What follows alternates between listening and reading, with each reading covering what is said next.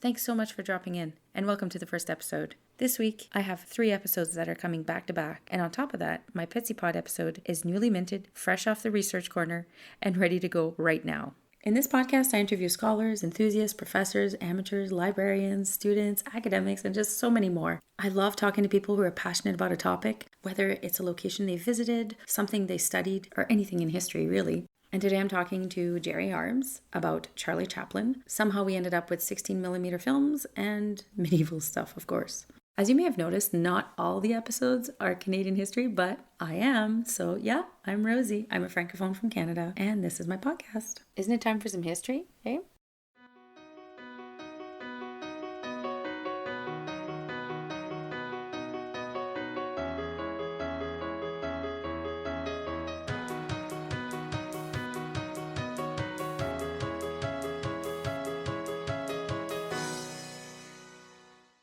I guess you already know that Charlie Chaplin was born in 1889 on April 16. I do. He's born in London, England. Okay. Do you know who his parents were? I know of them. I don't know what his parents' names are. Do you know what their names were? I don't know their names, but I do know they were both actors. Fantastic. Yeah. Yeah, he started really young in what he started to do, and he got into film, very early in his career. He ended up coming into the U.S., into California. Yeah, well, his dad died when he was 10. Around 12, he came to the States. Yeah, so his first film, I think, was in 1912, 1913. 1910. 1910, even going further A little back, earlier, yeah. Which was, he's just started to make a huge impact, and I always give the guy credit. They always say that he was the first guy to start affecting the fall. The fall? What is that? Just the fall in general, like the physical act of falling and falling properly to not hurt yourself. So basically he was the first stuntman. Yeah, I think so. I think he does have the credit for that, absolutely. Do you have a huge collection at home with some film? I've watched, I think, all of his films. I'm bad with names of the films, but I've watched all of them. Mm-hmm. I tried to watch them sequentially, and when I was younger as a kid and into my teenage years, I was always into physical comedy, which I don't do much of now. I almost kind of regret that. Mm-hmm. But I loved the silly nature of physical comedy, and I think that's why I was attracted to both what he did with what any of the guys from back then did, and even like where Jim Carrey brought it, like even in the future. I've always really enjoyed it, and I used to hurt myself constantly and try to just be the funniest guy ever when I was just a clown constantly through school. But in a safe way. Usually, yeah, try my best to be. But yeah, like just to see him doing the things that he had done, and it looked so much sillier and fast forward because of the nature of how they filmed it. Yeah. And I couldn't replicate that in real life. You just can't walk that quickly and do the silly stunts. But I thought it was really interesting the way they filmed it and the way it looked. It seemed like you were using more of your imagination without any audio. You just had your physical actions. So all the films were silent films? Yeah, a huge majority of films until he started getting into what they called talkies in like the 50s. Might have been late 40s or early 50s. And he did movies like Limelight, where he was actually 1952. 1952, yeah. And he was just talking.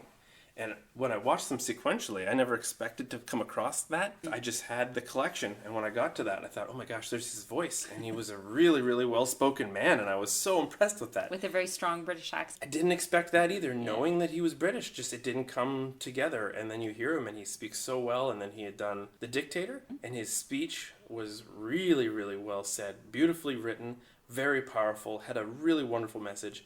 And with his accent and his persona, the nature of him was just amazing to see such a silly character become such a powerful one in a neat movie like that. So The Dictator was 1940, so I guess we're talking World Wars and you know, kind of a turbulent times in our history. Yeah, and I think it was a time that was a really great time to make a movie like that where people could have a couple of laughs. What was it about, since you've seen it and I haven't? Basically playing Hitler, and instead of it being the swastika, all of the patches are 2 X's side by side. And it's just funny because the way he lightens the mood with being Hitler is that when nobody's around, he seems to like to dance and sing, and he's kind of very flamboyant. And the very famous scene is where he takes a massive globe that is probably 5 feet round, and it's obviously inflated, but you probably don't notice it until he picks it up, and then he starts to dance with it, almost in like a ballerina sense. And at one point, he sits on his desk, which is, such a monumental desk, the way it's designed with all the architecture of this room around it. And he gets up onto his desk,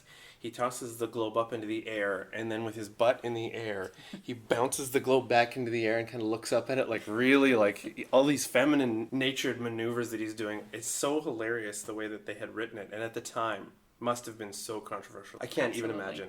His trademark was definitely not just his comedic style, but also a playful nature. Very much so. Said. Playful, I think, is the best way to describe Charlie Chaplin. I think that he was an intellect, for sure. When you saw him in interviews, which were pretty rare, he seemed like a very intelligent man, obviously, and he wanted to start his own production company and just change everything and the way everything was done, and people told him constantly you couldn't do it. But luckily he created the character that he did with the shoes and the old jacket, and apparently, from all the stories, nobody really knows for sure how he came up with the character, but it was just grabbed some shoes and a coat and this and that and ran out the door. He was actually played by Robert Downey Jr. in the movie called Chaplin, which they touch on the way he came up with the character. Yeah, his creative process. Yeah, and he said, I think it was like the production manager, the director was yelling at him. He said, "Get out here, I need you to be funny now."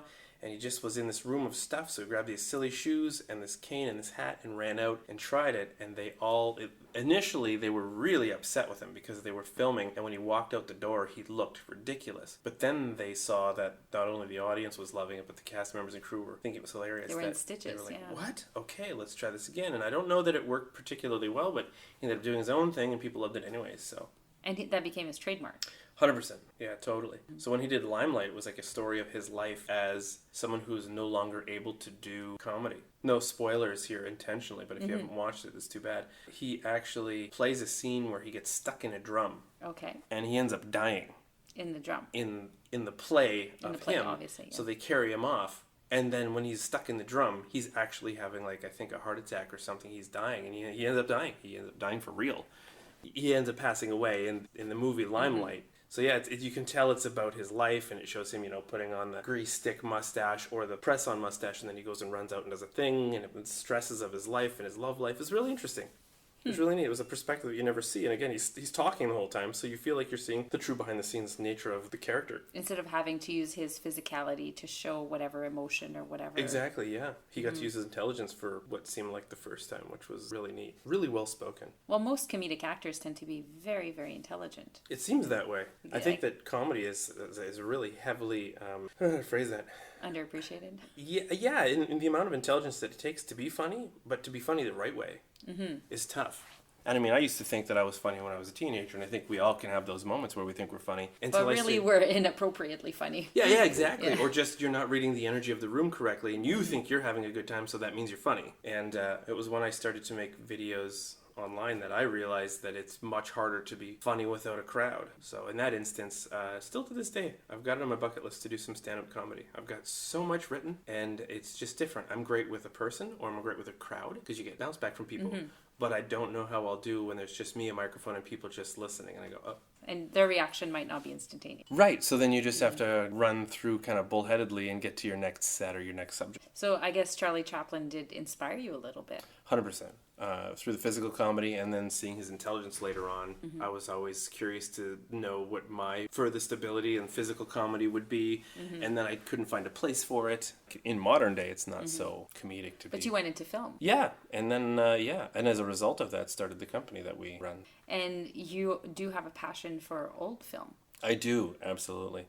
I bought 2 films on 16mm, which is reel-to-reel. I'm sure anybody that's listening to this podcast would know a little bit about 16mm, but if not, it's 16mm wide, perforations down the side, and it runs through a very intricate machine that blasts light through it and reads the sound off the sides of that little strip of film, which is, 1, 2, or about 1 or 2 kilometers long per film. Each reel will hold 1,800 feet or more. I've seen slightly longer ones. That was built around Charlie Chaplin's time too. I mean, it's early to what he was dealing with at that time. Yeah, he would have been shooting on either 16 or 32 mil film, and when they say that's not going to make it through the cutting room, it was literally them sitting cutting film to edit the things, which is just unbelievable that they went through such a physical work to make a film happen.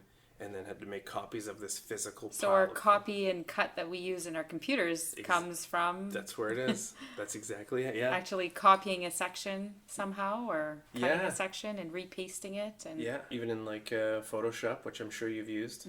The layering is such a... If you know how the layering would work in real life, it's the exact same thing. If you can... Picture it. Yeah, if you can picture what you're seeing, you'll understand what the layering techniques are. Like in the darkroom days. Yeah. And a lot of people, as a photographer nowadays, and again, I'm sure you can relate to this, a lot of people say, it must be nice to have things like Photoshop and Lightroom so that when you shoot, you can change the exposure and such, when back in the day they just shot it. And I said, well, no, it's actually kind of a big misconception. Using darkrooms, they used to change the exposure and do all kinds of little tweaks in them to make their final product. So it's just a different way of developing now. And you don't want to be some people might, but you don't want to be spending hours in front of your computer when you could be taking a picture instead. No. So why not compose it, get it right in camera as best as possible? Yeah, exactly. So the philosophy hasn't really changed much, I think. No, you got to do a good job shooting so that you don't sit in a dark room or in a booth. Computer, sitting there sipping coffee in your pajamas for 4 days straight. Yeah, that's not pleasant either. No, wouldn't want to do that. It's much better to be around real people.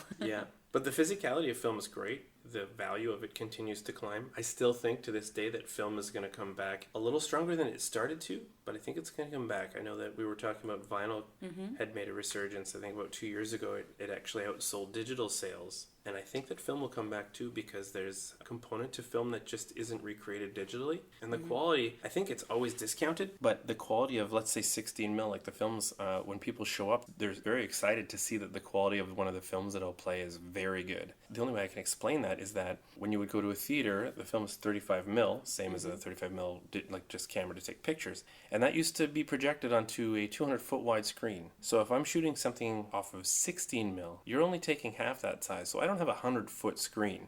I'm taking that really good half quality, condensing it down, and maybe putting it on a 100-inch screen in front of a group of people. The quality of 16mm film, if scanned, could be something like 2K, maybe 3K resolution.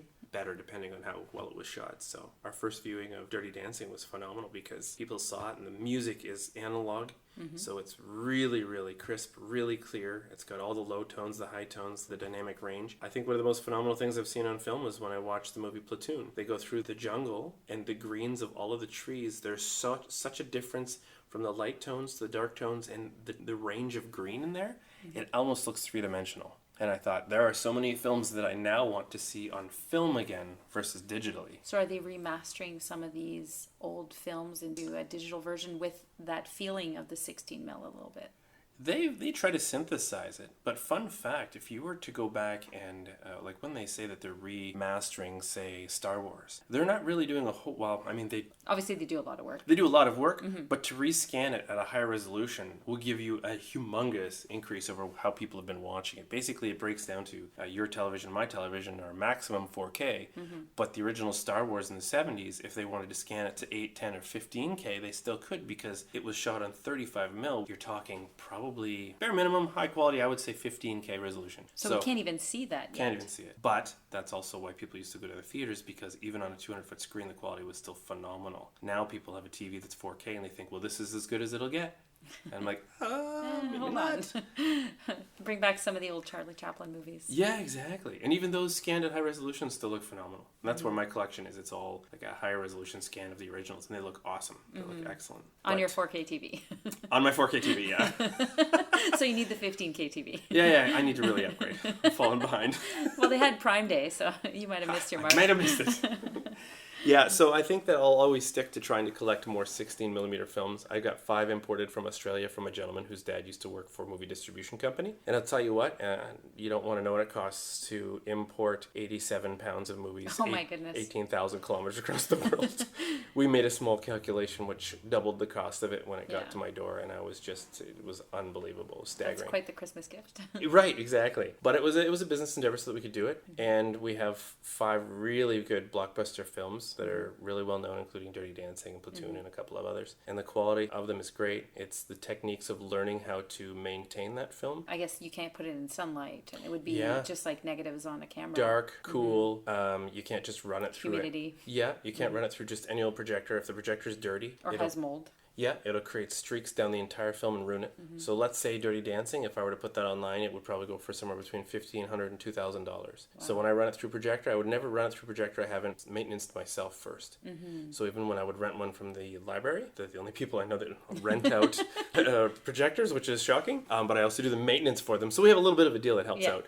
I clean both of the projectors so that I could play my films through it. And over time, not only do little scratch marks happen, but your film will actually start to shrink as it dries over 20 to 30 years. Interesting. So then what happens is those perforations get a little tighter, it starts to grab, The sound is and it different? can rip it, it'll warble the sound.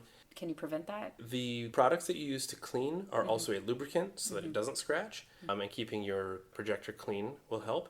But if it does get to the point where you notice that your film is shrinking just slightly, and you can take a small tool to measure it, like a micrometer, you can take the entire film and put it into a solution, which is not cheap, and leave it there for 8 months. I'd imagine it's similar to the darkroom products and heavy chemicals. Probably, yeah, something you don't want to breathe. Something you need good ventilation. And that's where I came up to my issue. I thought, well, I could do that, but am I going to leave this for 8 months? 8 months, yeah. And have somebody not ever go near it? You need a storage locker somewhere. Something. And I just don't With have ventilation. the facilities for that. So now you're just doing the preventative maintenance on That's right, film. yeah. And you know what? Some projectors are more particular than others. So I'm actually going to be purchasing another 16mm projector tomorrow from the Sudbury Art Gallery, because that one is identical to the ones I've used in the past. And they don't pull on the perforations even though it's slightly shrunken. Clearances are just different. So you can play the other 5 films that I have, where I can only play one of them right now without renting one. Yeah. So yeah, very interesting. It's a labor of love in modern day, because it wasn't my parents or your parents, it was our grandparents that dealt with this stuff.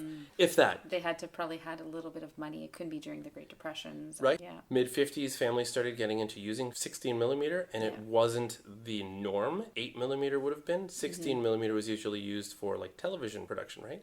But the folks that wanted to spend a little bit more on splurge, my goodness, some of the conversions that I've done of people in this area. Like, a lot of people expect 16mm to look like glitchy and kind of junky and like all those streaks of light coming through it. But when you see someone that knew what they were doing in the 50s, it's so nice to see 16mm film from where we live, because you're used to seeing California and the coast and all these things. And I thought, well, what does up north look like in 1953? I've seen streets from where I live and you can't even recognize them. That's the only reason I do the conversions. You don't make any money from doing it. It's a labor of love, playing with the splicing tapes and trying to get it to run through the projector. But the quality of the images I've got a friend of mine who's in his 50s now. It's him and his brothers and his sisters and cousins playing by the lake. The water looks like real water. It looks like you're looking at the real lake. And they're swimming around. And I thought, what a phenomenal quality product. Well, I think there's a loss probably, because I remember my dad had slides back in the day, right? And I asked him after they moved out, I said, what did you do? He's like, I think I threw them all out. And I was like, what? I mean, there's probably childhood pictures on there. Yep. You know, my dad's from another generation. And the time it took to put those into the slides. Right. You're taking your 35mm and you're cutting them up and sticking them in, and then you watch them and you're like, why would you And I remember as a kid that clicking sound of that wheel turning. Click, click, click. Yeah. My parents used to look at these slides, and I have vague memories of them. I would have been very young the last few times. Yep. And that was the only way you could look at pictures. Yeah. As a group. Yeah. You weren't looking through a little loop on a light table. Yeah. And it was always the wrong color unless you projected it. Yeah, and then you get a couple that were upside down and everyone would giggle and you'd continue on. Yeah. Yeah, there's a nostalgia to that, and also the quality of it. And I think that's where, if I had the ability to now shoot on 16mm and develop, I definitely would. Are there any directors now that are shooting sort of film? Well, yeah, you've got Quentin Tarantino that's shooting on 70mm, which is extraordinary quality. That's normally what you'd see at an IMAX is 70mm. So he started shooting his movies on there. Interstellar came out, and what happened was all of the directors, whole movie industry was telling all of the theaters, okay, we're done with film. It's just too much. We're going digital. It'll be that much easier. So all of these places decided to convert to digital. And just to give you an idea of the price of that, at our local theater, I talked to the manager, and he said to convert one theater out of the 8 that we have, something like that, 8 or 10. We have 10 theaters. To convert one to digital without lenses, just the projector, was $750,000. It's crazy. So you had to do that to everyone. Then what starts to happen is, then there's maintenance. 10 years later, all of a sudden, there's a director that's saying, tell you what, if you fire up your old projectors and run my movie on 70mm, this is what he did, we'll release that movie first.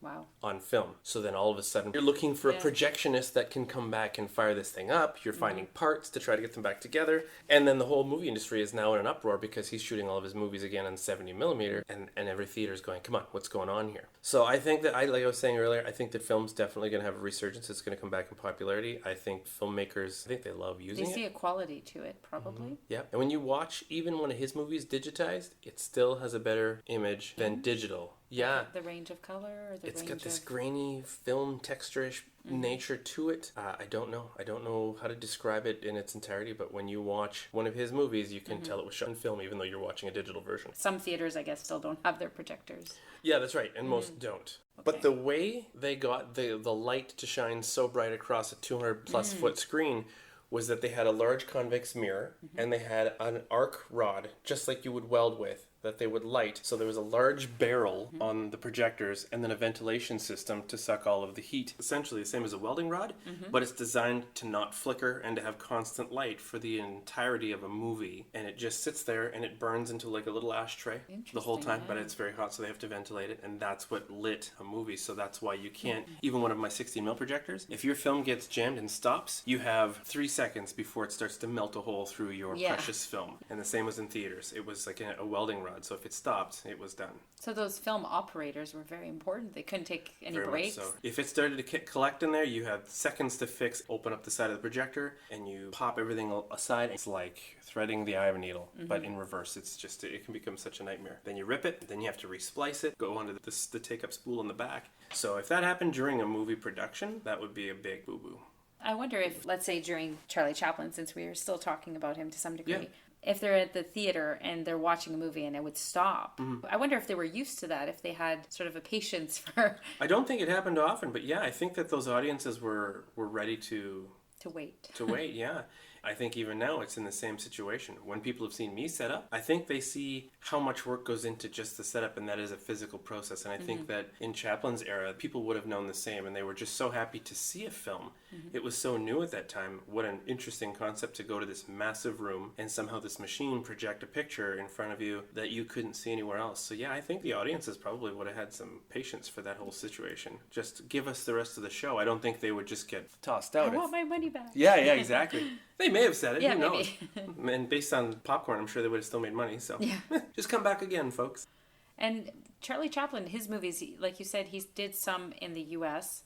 Did he film some in Britain also? Not that I know of. No? Yeah, he became famous in the U.S. And then between Charlie Chaplin and the U.S. somewhere, I don't know if it was the film industry, they had a falling out at some point, and then he wouldn't return. And the only time he did come back before he had passed away, I think in 88? 77. 77? It was a double number, yeah. Yeah, 77. He only came back to accept an award, and it was a really big thing. He had a standing ovation from the whole crowd because that's the first time that he had been on American soil since years and years past. He lived a life with his family, kind of in solitude for the last years of his life, it seems, based on everything that I've seen, and ended up kind of being like, I don't know if he was recluse? a recluse, yeah, and not coming back to the place where everybody knew him, which was kind of sad. But a lot of people in the industry through those years were kind of like that. I mentioned Abbott and Costello earlier. Lou Costello died kind of... In our pre-conversation. Yeah. Lou Costello kind of died. You keep saying earlier, and people are going to say, wait a minute, we didn't hear that part. Yeah. You didn't miss anything. Sorry. Yeah, but Abbott and Costello, Lou Costello passed away. Bud Abbott, his partner, actually ended up rubbing two nickels together by the time he had passed away. He had no money whatsoever.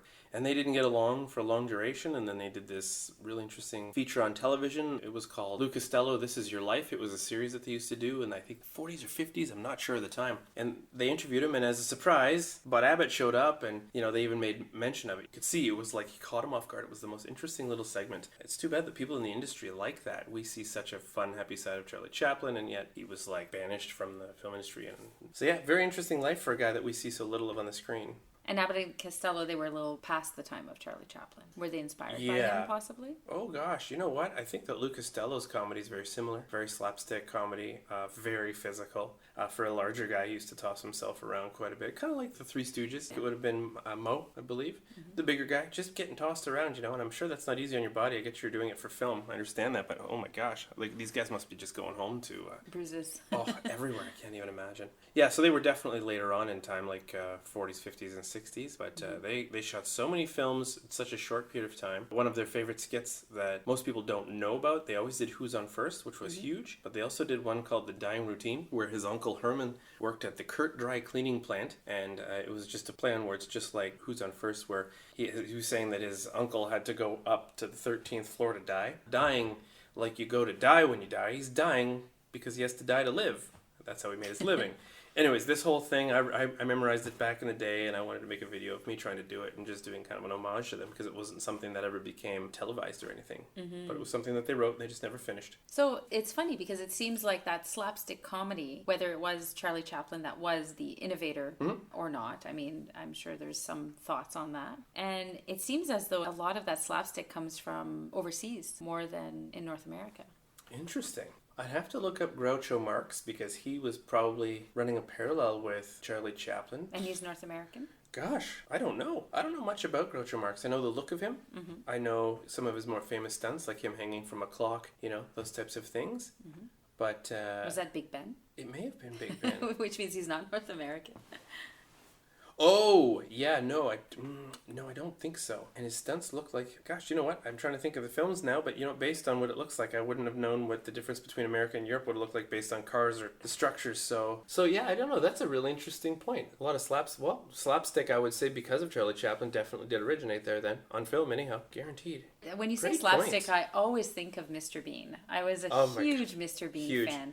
And I love the fact that he didn't really talk. That's it. That was the best part of Mr. Bean. Yep. And then you see him in an interview and you just say, wow, this guy's intelligent. This guy's, Yeah. he's an engineer. He's so intelligent and so Loves interesting. cars. I know. Yeah. And he tells ridiculously funny stories. I thought his comedy was hilarious because when you don't speak, it leaves so much to the imagination, and I think you're leaving your viewer with the ability to feel like they've pieced the puzzle together. And moment after moment, you've got that feeling of accomplishment, like, I get it. Oh, I get it. Oh, do you get what he's doing? You know, you're always kind of looking at everybody else and I'm like, do you get it though? Do you see what he just did? So it's almost a community kind of 100%. vibe when you're watching that kind of movie. A couple of the concepts that I have for my photography, and I've mentioned this to a select few of people, actually comes from the books of Where's Waldo. Because in terms of viewership per page in time, it knocks it out of the park. And that's where you get that feeling of, oh, I have a challenge, here I go. And then you stare at one individual page for, 5-10 minutes sometimes when you were younger, until you find it, and it's like you've pieced together a puzzle, but all you have is one image to work with. And it's a lot of imagination, and some of the skits that Rowan Atkinson did as Mr. Bean is just phenomenal. Even his live performances, immaculate timing. He does one where he's playing an imaginary set of like air drums, but I don't know if there's another guy playing them behind him. I mean, if he tripped, I thought it was an audio track, and then all of a sudden he'd fall out of sync, but he didn't, and it was perfect. It blows me away every time I see that same sketch. I can't think of what it's called, but he even did one at the Olympics. It was the huge opening ceremony, and the whole orchestra is there, and then you hear the opening to that cliche song that they used for the beginning of Olympics back in the 80s, and it starts out with that one note, dun, dun, dun, dun, dun, dun, dun, and it cuts over, and it's Rowan Atkinson as Mr. Bean playing on a keyboard, but he's not paying attention. He's looking around the room and yawning and sneezing, and he's doing other things, but has to keep his finger there, and he starts to do it with his toe, and this whole orchestra's there. Like, it's bonkers that they allowed him to do it just to play his character. And of course, him driving on the roof of his car with a broom and a sofa chair. Didn't he meet the Queen too in it? He did. Yeah. Yeah. And in one of his skits, he bowed because he was so nervous and he knocked her out. But in real life, I believe, yes, I think that he has met her. I think so, yeah. He must have. I think that for sure he's definitely the modern Charlie Chaplin. I don't even know where you'd come up with that. In its total originality, you'd have to be inspired by someone like Charlie Chaplin. For sure. I wonder, we're talking a lot about film, and prior to film, it would have been live theater. There Yeah. must have been some very memorable names, too, in live theater prior to Charlie Chaplin. That's very interesting. What an interesting topic to research in the future is the pre-film comedies that would have happened. Because I'm assuming that a lot of those ended up being reincarnated on film later on because they had seen the potential, right? Because there's a lot of writings of plays many, many, many years, Yeah. Prior to film. You know, that actually makes me think of the one thing I miss the most at theaters, even in modern day. They don't have curtains that mechanically open anymore. You know, the concept of a stage being turned into a screen, but they still made you kind of feel like it was a stage where there was closed You curtains. mean at a movie theater? Yeah. I completely forgot about that. Most Yeah. people do. And it was just the one thing that you always waited for. You're like, and you're like, Yeah. it's going. And then everyone would get quiet. Now all they have is they'll dim the lights, which is, that's okay. And then they have that thing, please turn off your cell phones, and then Yeah, everybody stops talking and That's right, starts yeah. watching. But before, when those curtains opened, everybody knew that was time to button up, keep it quiet. Phones weren't a thing back then. And I miss that. I miss that so much, the physicality, and I can't even imagine what it took for a theater to just maintain these silly curtains that really had no purpose. Somebody had to dust them. Somebody had to wash them and repair them if the moths came in, you know. John, have you gone over there and cleaned the curtains? Did you steam clean those? They're 100 feet tall and 70 feet wide. Each one of them. Get on that. It's the window cleaners of the theater. Oh my gosh, yeah, I've never thought of the maintenance of those, but I'm sure that's probably And there's why a motor. Yeah. Or was it a string that they pulled? Some kind of pulley system? That's an interesting thing that I've never considered, that there may have just been a guy. Well, just in the that Shakespearean started to do days, it. you would imagine there would have been. It would have Because been. they had long tassel-y strings around the sides. And they would just pull them back, tie them up. I miss the theaters, and I miss film. I miss the light of the projector on the window coming down, and the way it just clatters and clicks and clacks. And all the little dust. Well, I tried to get a smoke machine for, a smoke for machine. a first movie night so that you could see the whole light, like as if when people used to be able to smoke in the theaters, you would true. see that. But the problem was actually, we found out later on, and I would have never put this together, that the condensation of the smoke on the bulb that lights up a small audio strip on the film. And that bulb, it's so hot. Running a smoke machine would be different than smoke. So the smoke machine was causing that bulb to like pop and crack, and we couldn't figure out what was going on. This movie had played 1,000,000 times great, and then we were playing it in front of a crowd, and it was going it's making all these noises. We shut off the smoke machine and fanned it away from the projector, and it was fine. So you'd have to have a little fan running close to that light bulb. Yeah, to keep all the smoke away from it, which is almost impossible when you have smoke machines running in this massive room. But what a great idea to kind of replicate that old-timey feeling, to have a smoke machine. I wanted 3 things. I wanted dramatic lighting, so we lit up the walls with red lights shooting up to the walls. We blocked off all of the windows. I wanted smoke so that it looked like an old smoky theater. And what was the other thing? Oh, I wanted movie-style popcorn. So I found a company in the U.S. that made the original stuff. And as soon as we fired up our popcorn machine, like a big machine, we gave away popcorn for free and drinks. It was just a donation to get in. And it was the most amazing smell ever. It smelled, looked, and felt like an old theater in a train station. And that place smelled and looked like a theater per se, right? You felt like you were back in the 40s or 50s. You know, I did it as much for me as everybody that was there, because I just wanted to see if it would come together. And when people showed up, I was so excited to do it. It went well. We raised good money for charity, and I can't wait to do like another one of those. Yeah, Well, lots of fun. We'll have to mention it if you do at some point. Oh my gosh, that would be wonderful. For the people that love, the classics and film and stuff like that. You must not be the only one doing that. I haven't met a single soul. Really? Not yet. Nobody's as passionate as you about film? People, there are, but they just don't have the films. And Sure. one of the most common things I get is, you know what, you should get such and such a film. And I thought, oh my gosh, if I could just go out and find it. Dirty or Dancing, have enough money to buy it. 100%. Because it's not just buying the film, it's shipping the film, making sure it's taken care of, in the plane, overseas, whatnot. Bare minimum, if you're going to get a decently known, good quality movie, you're going to pay $800. That's without shipping. So, and you have to make sure it's well taken care of. You might receive it and it's not in the kind of shape you expected it to be, and then you might have some work to do to it. Yep. So I'm on forums and stuff like that online just trying to find films. The fact that I've got 5 really well-known blockbuster films, including Dirty Dancing. Dirty Dancing on 16mm I have never seen before. I've never seen it come up ever again. Yeah. One of my favorite movies, Back to the Future, it came out. It was sold one day later for $2,400. Oh my goodness. And I thought, if I had that money to invest in a heartbeat, I would have bought it. And the other thing is I'd like to try to find kids' movies, because I'd love to be able to get families out. And most of the stuff that were blockbusters in the 80s that I have, and some of the ones from the 30s, they're not really family films. But Charlie Chaplin would be fantastic. That would be wonderful. Especially the silent films, obviously. Yeah, so I have cartoons and such, but I don't think even those are really appropriate for the modern generation of kids. If now you pitched a concept of a cartoon where there's a rabbit always being shot at by a guy with a double-barrel shotgun, I don't think it'd go very well. Even a coyote jumping off a cliff. Constantly being battered around by various objects being thrown at him. Like a guy literally taking explosive TNT and trying to blow him up. That's generally not a good idea. I found Monsters, Inc. on 16mm, and I didn't realize that people were doing conversions of such modern films. So I keep my eyes peeled. I'm always on the forums looking. I get almost weekly updates to what people have posted on eBay, and if it's something that I know of that I think would be great for a family movie, I would love it, because I think it's really neat. The first thing you'll see when a kid sees a projector for the first time is they'll go up to the screen, and they'll put their hand up and see the shadow of their hand, and then realize that it's not a flat screen TV. And they go, oh, it's coming from there. Then their brain explodes, and they go, oh my gosh. How is that possible? Yeah, that's pretty neat. I think it's neat seeing kids do stuff like that. I have lots of funny stories from my children when they were born in the late 90s, early 2000s. Yep. Where my one kid would know what a VHS is. Fast forward 10 years to my last child, they have no clue. No clue.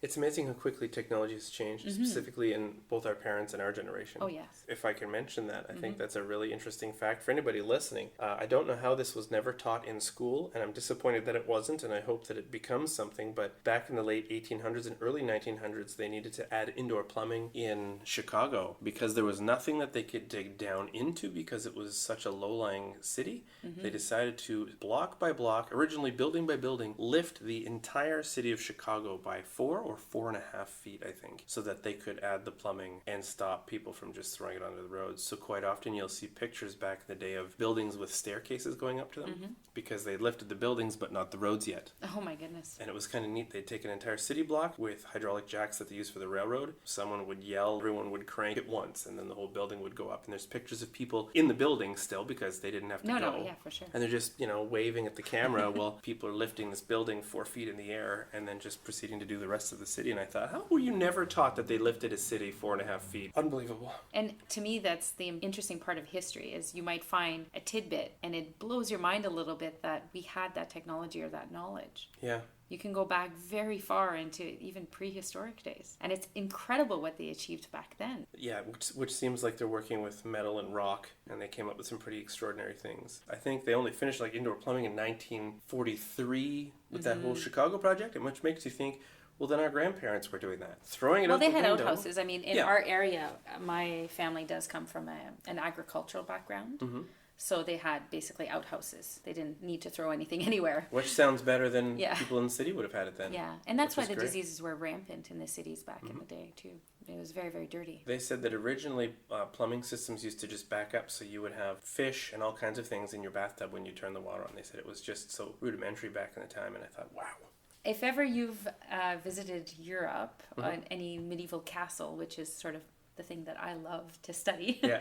I mean, some of these monarchs or even, non-specific royalties, they would have essentially plumbing. They would have a hole, like an outhouse built in, with a slide, if you will, where all the excrement can slide down. And then there would be a dude who would be in charge of taking care of cleaning that up. Unbelievable, isn't it? That's wild.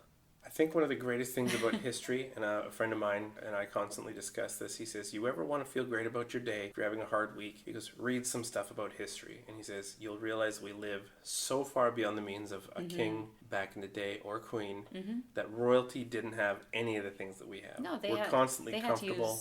Had to use, chamber pots and very fancy chamber pots. Yeah, it's basically, you're doing your business on a slide.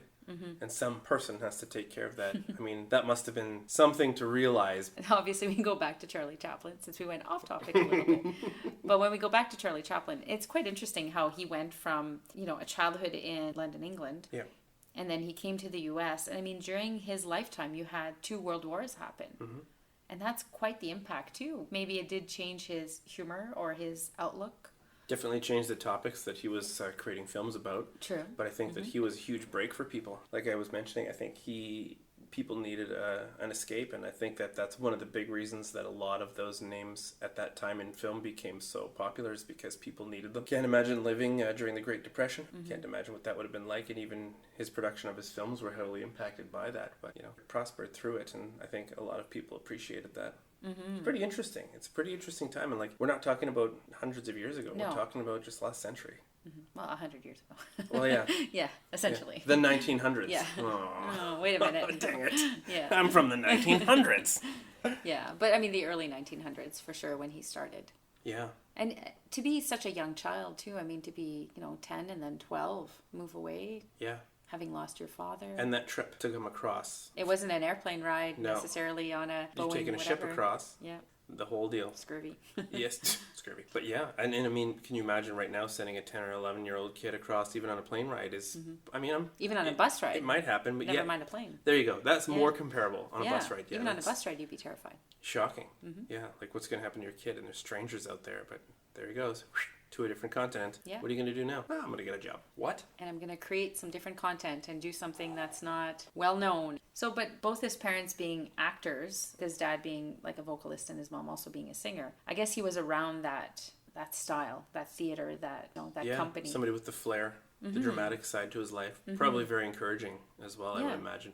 He did sing. He sang well in a number of his films, and it makes you wonder, the whole time was he waiting for the invention of sound to become possible in theaters so that he could show off his vocal side. It makes you wonder if they knew it was coming and, it's just not possible for this one. Sorry, Charlie, we'll do it in the next film. And then, okay, what are you going to do? Well, I'm going to sing. And they're like, oh, you can sing. Yeah, it started with a live band originally back in the day, just playing over a soundtrack, or in the theaters it was just a band playing. Sheet music, I assume. They would play while the silent film was shown? Yep, until I guess they revolutionized that whole thing and they had sound. And how did the sound start? So they would shoot on film, like on the film strips as you were discussing. Yep. What was the inspiration to that sound? Well, it's kind of interesting because the sound really never coordinated with much of the film. It just played as kind of a background track, and then you saw like the captions come up with what they had to say if there was words missing that you couldn't hear. But I don't know. I don't know if there was any coordination between the two until it became a better technology with sound. Yeah. Interesting. That's a great question.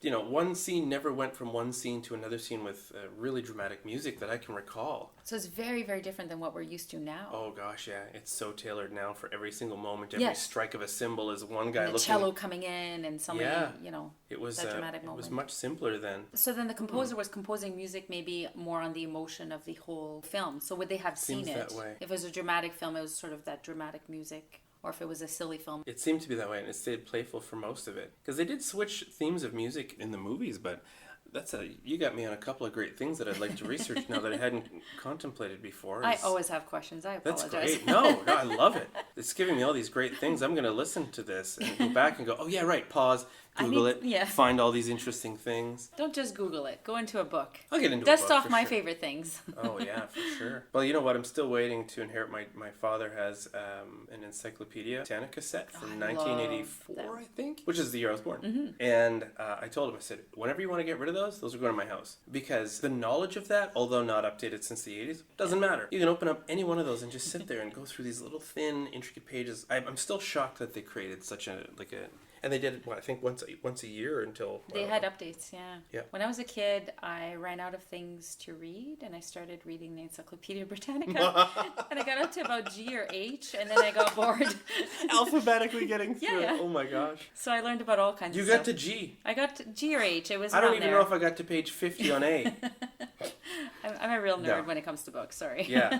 I would go to the index and I'd just find something I thought was good and then flip to it and read. I can just imagine you, Jerry, sitting at home reading one letter and saying, every conversation from now on will be S. Something, That's it. I'll start with J for Jerry. Okay, there and you go. And I'll go in there and I'll come back the next time I talk to you. I'll have all these things based on J topics. Yeah. Oh, I gotta know now.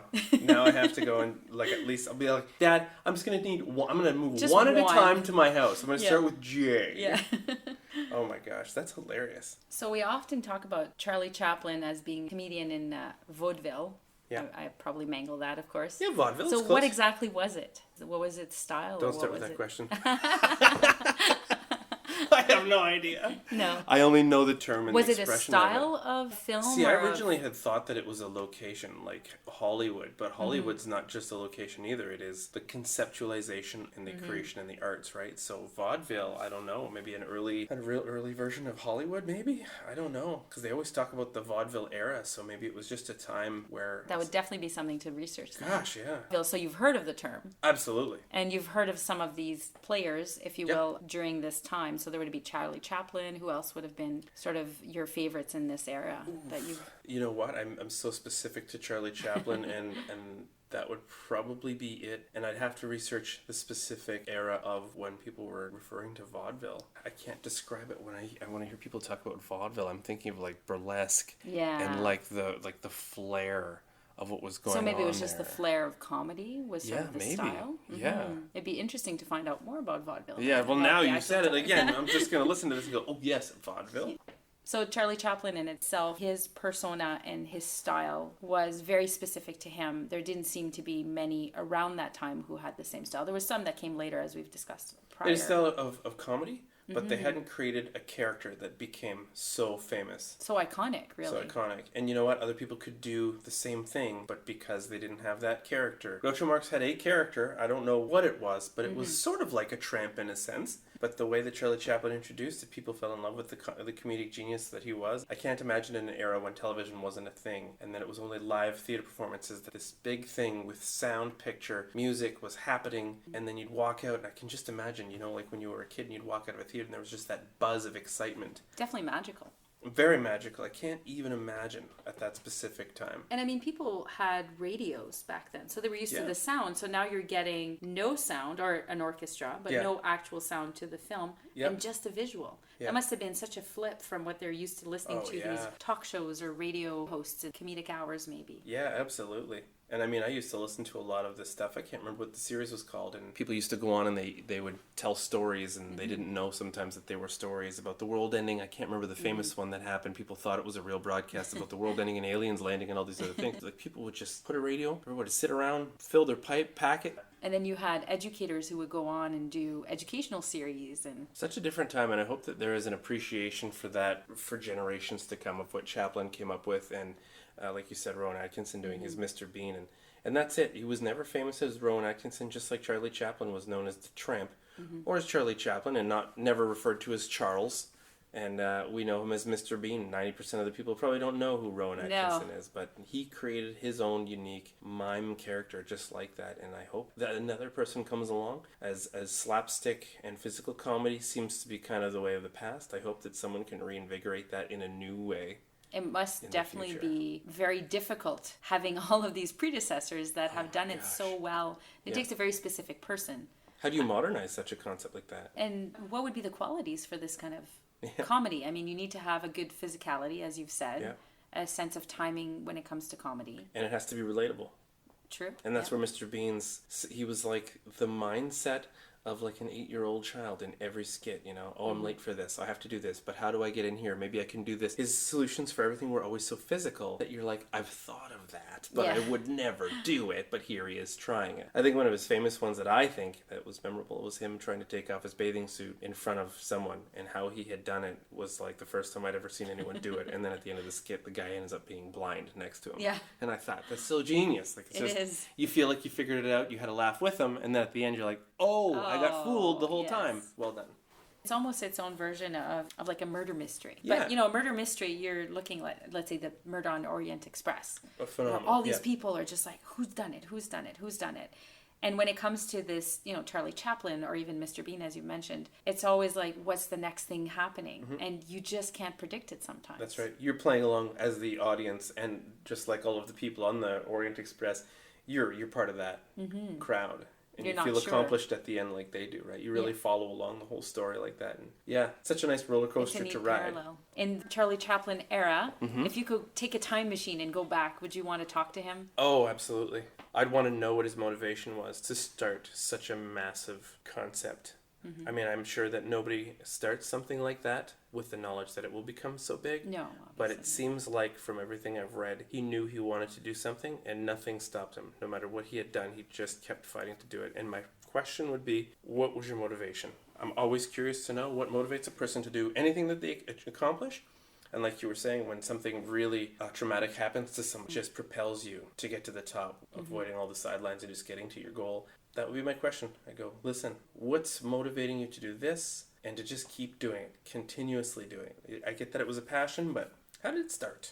He must have had an idea of where he was going to some degree. Yeah, didn't look like chance. Went around the world to do it, so he knew where he had to be. And he did head to Hollywood. He headed straight to Hollywood, yeah. I would definitely go back and have a conversation with him and a few others if I could take the time to think about it. But yeah, absolutely. Primary question, what's your motivation? What is your motivation? Why are you here? And what do you think you're going to achieve? And you'd have to catch him before he really got into it. And then after, if you caught him after, it would be, what were your obstacles? Yeah. What did you overcome, essentially? Yep. And you can find some of those things, you can find them in writing in some of his interviews, but I've never seen the start. Like, I think I'm going to go do film. Well, where did you get that idea from? Who inspired you? Your parents? Well, you wanted to take the next step and put it on film? That would be pretty interesting. I'd get a kick out of that. Well, I guess that wraps it up at that point. We want to thank Jerry for delighting us with Charlie Chaplin. I mean, anybody who came into this not knowing anything, such as me, it's really nice to hear about different things surrounding Charlie Chaplin. So, the film industry around the time. Even some of the modern elements that you've added are very, very interesting. So I appreciate your take on all of it. It's really great. Thank you very much for having me and giving me so many things to go home and research. By some of your very good questions. By some of my bizarre questions. Yeah, no. I'm going home to find vaudeville now.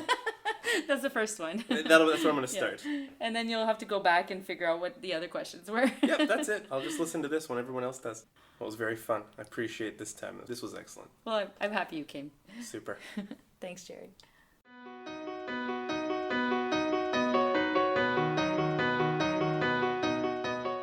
Now, my love of books, I need to share this with you. So every time I'm going to do a book recommendation, not sure if I'm going to be able to do a fiction and nonfiction. Sometimes they might be both fiction and sometimes they might be both nonfiction. Let's see where we're at depending on the episode.